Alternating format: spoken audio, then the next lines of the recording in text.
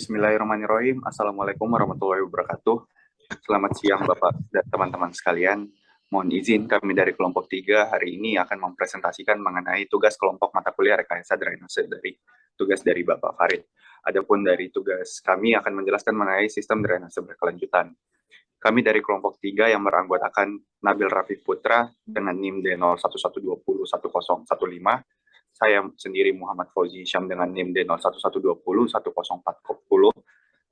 Marcelino Putra Gareso dengan NIM D01121111, Anissa Rahayuningsi dengan NIM D01121065, dan yang terakhir Muhammad Zidan Bustan dengan NIM D01121131. Adapun materi yang kita membawakan pada pagi hari ini mengenai definisi drainase. Yang pertama, definisi drainase akan dijelaskan oleh Saudara Nabil Rafif Putra. Kepada Saudara, saya persilahkan. Baik, terima kasih atas kesempatan yang telah diberikan. Saya akan menjelaskan mengenai definisi drainase. Drainase merupakan salah satu fasilitas dasar yang dirancang sebagai sistem guna memenuhi kebutuhan masyarakat dan merupakan komponen penting dalam perencanaan kota, khususnya perencanaan infrastruktur. Drainase secara umum didefinisikan sebagai ilmu pengetahuan yang mempelajari usaha untuk mengalirkan air yang berlebihan dalam suatu konteks pemanfaatan tertentu. Tak dapat dipungkiri bahwa pembangunan yang dilakukan oleh manusia banyak mempengaruhi alam, termasuk siklus air alami. Untuk itulah perlu adanya pengelolaan drainase secara khusus yang disebut sistem drainase berkelanjutan. Sistem drainase berkelanjutan adalah kumpulan praktik pengelolaan air yang bertujuan untuk menyelaraskan sistem drainase modern dan proses air alami. Baik, terima kasih kepada Saudara Nabil Rafif Putra. Yang selanjutnya dari pengantar definisi drainase ini akan dijelaskan mengenai dampak dan kendala sistem drainase berkelanjutan yang akan dijelaskan kepada Saudari Anissa Rahayuningsi. Kepada Saudari kami persilahkan. Baiklah, terima kasih atas kesempatan yang telah diberikan. Di sini saya akan menjelaskan dampak positif dan dampak negatif sistem drainase berkelanjutan. Yang pertama, dampak positif. Dampak positif secara tidak langsung, adanya penerapan sistem drainase berkelanjutan berpotensi menurunkan biaya pengembangan wilayah, dapat menurunkan tingkat polusi sehingga terjadi perbaikan kualitas lingkungan, memperbaiki metode perancangan penanganan limpasan permukaan, menurunkan risiko terjadinya banjir, dan mengisi kembali air tanah dalam tingkat lokal. Itu tadi dampak positif. Selanjutnya dampak negatif. Apabila pembangunan drainase hanya berfokus pada kecepatan pengaliran air limpas menuju sungai atau saluran tanpa meninjau siklus air secara holistik, maka dapat menyebabkan dampak kekeringan yang terjadi di mana-mana, banjir dan juga longsor. Dampak selanjutnya adalah kerusakan ekosistem, perubahan iklim mikro dan makro, serta tanah longsor di berbagai tempat yang disebabkan oleh fluktuasi kandungan air tanah pada musim kering dan musim basah yang sangat tinggi. Kendala dalam penerapan sistem drainase berkelanjutan memiliki banyak kendala, baik dari segi teknis maupun sosial. Kendala teknis misalnya kurangnya daerah resapan air yang minimal 30% dari luas wilayah. Keterbatasan lahan merupakan persoalan yang rumit karena banyak permukiman maupun industri yang mengambil alih lingkungan tersebut. Tetapi tidak bisa serta-merta digusur untuk pembangunan drainase. Selain itu, kendala teknis yang lumrah ditemui di daerah perkotaan ialah berubahnya sistem irigasi menjadi drainase. Tidak adanya saluran drainase di daerah swadaya, minimnya tenaga ahli dan pengecilan penampang, dan meningkatnya sedimentasi karena perubahan tata guna lahan di hulu. Terima kasih. Saya kembalikan ke moderator. Baik, terima kasih kepada Saudari Anissa Rahayuningsi yang telah menjelaskan mengenai dampak dan kendala sistem drainase berkelanjutan, mengenai pembahasan yang sudah dijelaskan mengenai dampak positif dan juga dampak negatif, serta kendala yang dijelaskan oleh Saudari. Selanjutnya kita akan membahas mengenai solusi dan konsekuensi kendala sistem drainase berkelanjutan yang akan dijelaskan oleh Saudara Muhammad Zidan Bustan. Kepada Saudara, saya persilahkan. Baik, terima kasih atas kesempatan yang telah diberikan. Berikutnya saya akan menjelaskan tentang solusi dan konsekuensi kendala sistem drainase berkelanjutan. Untuk menangani dampak buruk pembangunan sistem drainase, perlu dilakukan kajian lingkungan secara holistik, tidak terbatas pada wilayah tersebut, tetapi juga wilayah sekitarnya. Misalnya pada pembangunan di daerah hulu, harus kita memperhatikan kondisi kapasitas limpasan air. Daerah hilir yang mungkin saja terdampak akan adanya pembangunan di sana. Harus ada pula kajian akan kelembapan udara, kandungan air, kondisi biodiversitas, morfologi tanah, dan lainnya juga patut diperhatikan. Masyarakat juga memiliki kewajiban berpartisipasi dalam penerapan sistem drainase berkelanjutan dengan cara meningkatkan kesadaran akan aliran air bersih, menginventarisir fasas-fasus dari lingkungan permukiman secara swadaya, membuat proyek sumur resapan dan biopor dan membentuk badan keswadayaan masyarakat dalam melakukan perawatan drainase. Baik, saya kembalikan ke moderator.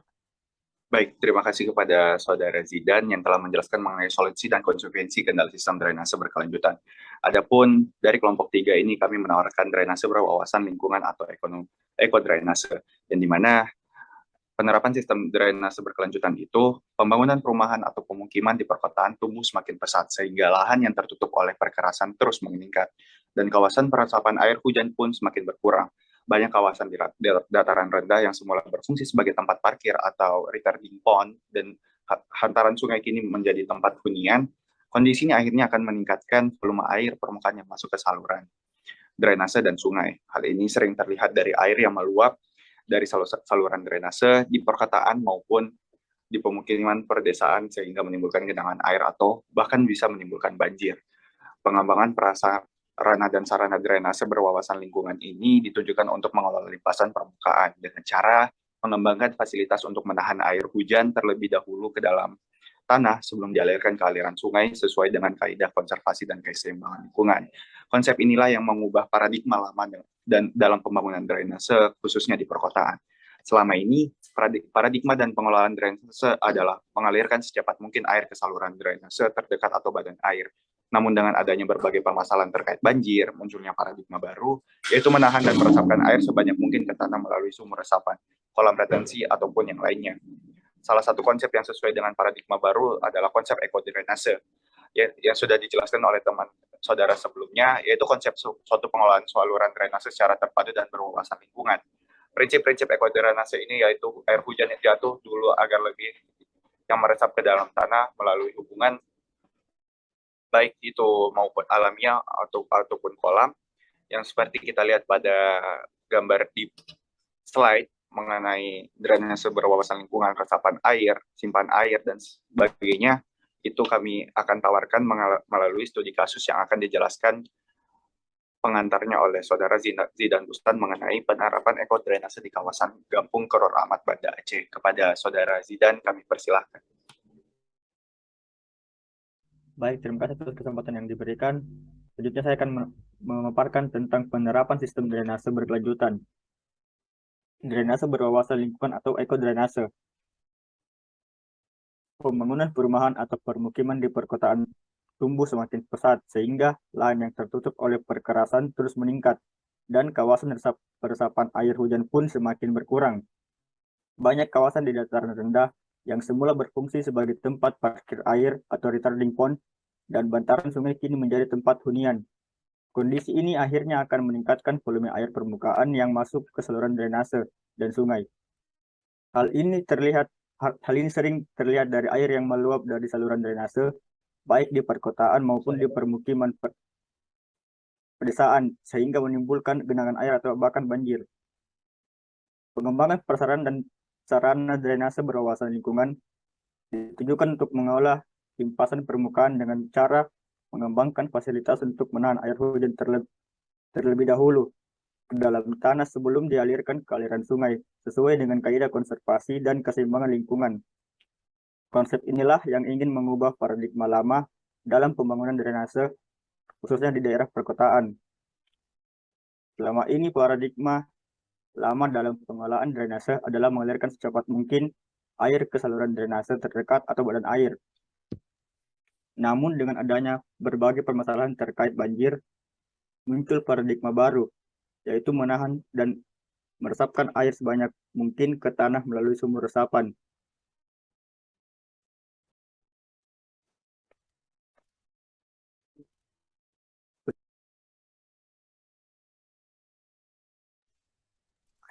Baik, terima kasih kepada Saudara Zidan yang telah menjelaskan mengenai pengantar penerapan ekodrainase di kawasan Gampung Kerumat Banda Aceh yang tadi dijelaskan mengenai pengantarnya.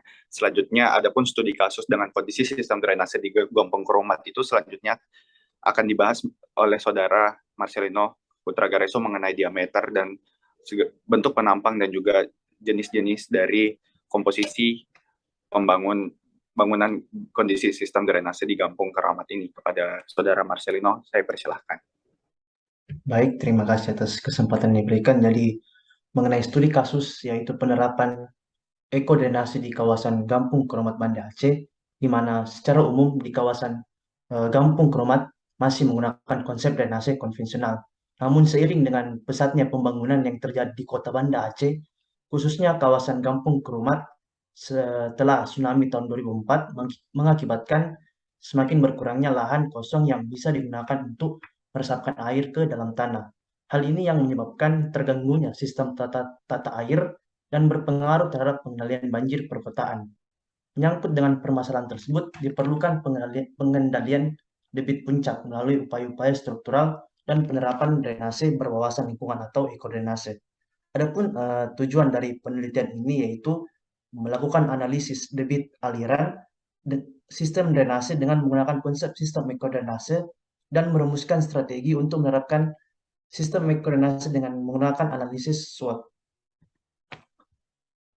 Selanjutnya melalui observasi yang telah dilakukan, kondisi sistem saluran drainase di Gampung Kerumat sudah permanen dengan menggunakan beton dengan dimensi saluran yang berbeda-beda dan jenis salurannya pun juga berbeda-beda. Ada yang menggunakan saluran tertutup, adapun yang menggunakan saluran yang terbuka. Saluran dengan dimensi yang besar dapat menampung dan mengalirkan air hujan dengan baik, meskipun banyaknya sampah ataupun sedimen yang menumpuk dalam saluran. Pada saluran yang berdimensi kecil, air hujan tidak dapat ditampung dengan sempurna. Jadi misalkan terjadi hujan dengan intensitas yang tinggi lebih dari 1 jam, akibatnya air itu akan meluap ke jalan-jalan dan rumah warga yang dapat mengakibatkan banjir lebih dari 4 jam.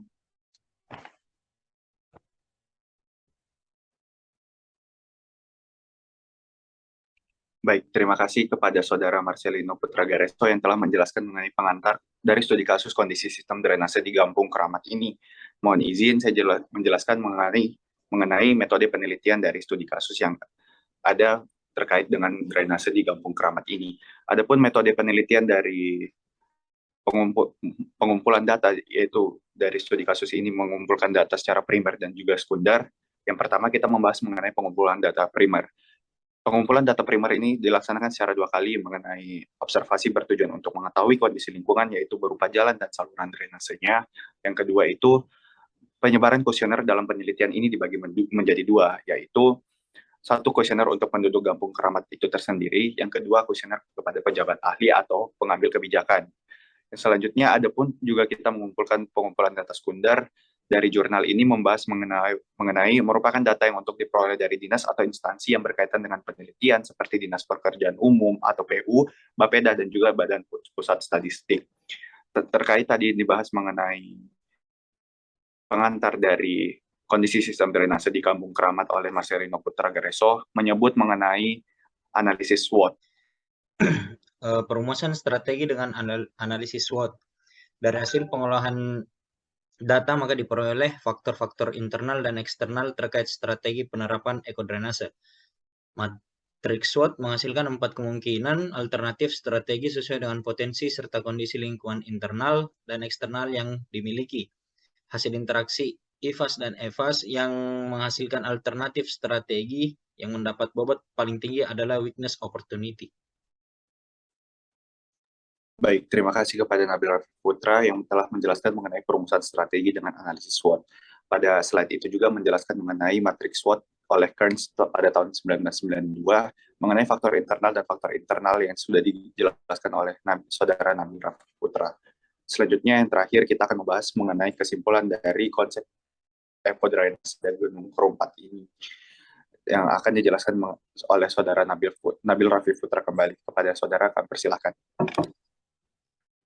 Baik, dari seluruh pemaparan yang telah dilakukan oleh teman-teman kelompok saya akan membuat beberapa kesimpulan untuk disampaikan. Berdasarkan hasil evaluasi strategi penerapan konsep sistem ekodrainase di Kampung Kuramat, antara lain adalah yang pertama, memanfaatkan dukungan masyarakat dalam upaya mengatasi permasalahan drainase seperti genangan dengan perencanaan drainase berkelanjutan atau ekodrainase. Yang kedua, meyakinkan pemerintah daerah setempat agar dapat mendukung program atau kegiatan ekodrainase dengan pengalokasian dana yang sesuai tepat sasaran untuk mengatasi permasalahan-permasalahan banjir, menjaga kelangsungan air dan saluran drainase di Kampung Kuramat. Yang terakhir, memanfaatkan dukungan masyarakat dalam pemanfaatan lahan untuk membuat sumber resapan dan memperbanyak lahan resapan di lingkungan penduduk. Baik, terima kasih pada Nabil Rafiq Putra yang telah menjelaskan mengenai kesimpulan dari konsep ekodrainase dari Kampung Kuramat Banda Aceh yang menjadi studi kasus pada kelompok kami. Adapun kesimpulan yang telah dibacakan dari saudara Nabil itu menjadi penutup dari presentasi kelompok 3 pada hari ini. Kepada Bapak kami ucapkan terima kasih banyak. Semoga dengan presentasi kelompok kami melalui media video ini bisa menjadi parameter nilai yang terbaik untuk pemenuhan tugas kelompok dari mata kuliah Rekayasa Drainase kelompok 3 kami ini. Saya akhiri, terima kasih atas perhatiannya. Assalamualaikum warahmatullahi wabarakatuh. Selamat pagi. Cut.